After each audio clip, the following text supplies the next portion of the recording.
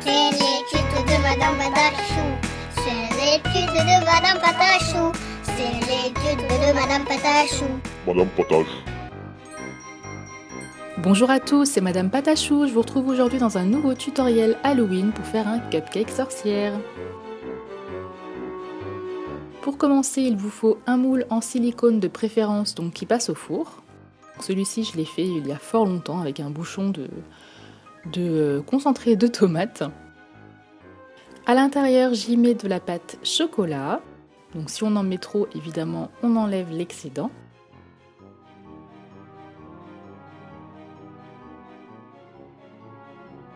Ensuite, je prends de la pâte beurre pour faire le bombé de mon cupcake, puisqu'ensuite je vais venir le recouvrir. Donc c'est vraiment juste pour avoir une certaine hauteur pour mon glaçage. Ensuite, pour pas que mon glaçage soit raplapla.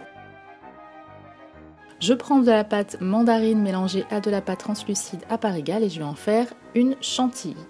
Donc pour cela, j'ai pris un petit sac de congélation que je viens couper au bout. J'y mets ma douille. Donc on peut très bien en mettre en plastique ou ce que vous voulez. Celles-ci, je les ai trouvées à Cultura, au rayon pâtisserie.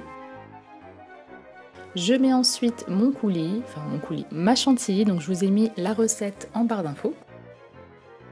On vient bien fermer le tout et on pose comme ceci tout doucement notre glaçage. Donc là, vous voyez que j'ai ajouté du masking tape sur ma douille, c'est normal, c'est pour bien qu'elle accroche à mon sachet, sinon ça risque de tout dégouliner. Donc voilà pour mon glaçage, je mets ensuite mon cupcake de côté et je viens prendre de la pâte noire. Donc je vais faire des micro-billes, comme on peut voir souvent en pâtisserie.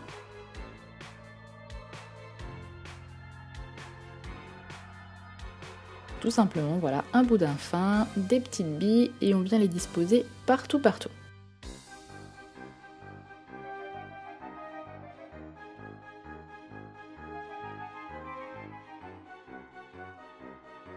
Donc on en met même légèrement sur le dessus, puisqu'ensuite, même si on met le chapeau, il faut vraiment qu'il y en ait partout, il ne faut pas qu'il y ait de trous. Ensuite, je reprends de la pâte noire pour faire le chapeau, donc je fais une boule que j'étale. Donc je vais ensuite légèrement étirer avec mes doigts pour qu'elle soit vraiment fine, pas épaisse.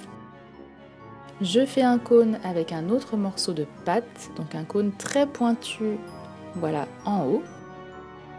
Je le colle sur la base de mon chapeau et je viens bien souder le tout ensemble. Je fais ensuite le liseré du chapeau avec de la pâte orange. Donc avec une toute petite bande, pas trop épaisse non plus. Pile poil, j'ai vraiment eu de la chance, j'ai pas eu à couper ou à rajouter de la pâte. Je prends ensuite un petit carré, donc une petite boucle, comme une boucle de ceinture, dans de la pâte Burke, que je vais ensuite disposer sur mon liseré. Et je vais tordre le bout de mon chapeau pointu. Je le dispose ensuite sur le glaçage et je mets le tout au four. Une fois que c'est cuit, on vient démouler, comme ceci, donc ça doit se démouler très simplement. Il ne me restera plus qu'à vernir le glaçage et à dorer la boucle de mon chapeau. Donc avec voilà, de la poudre dorée Fimo mélangée à du vernis brillant ou tout autre vernis. Et ensuite c'est terminé, j'espère vraiment que ce tutoriel vous a plu. Je vous laisse maintenant avec vos photos. Bisous bisous.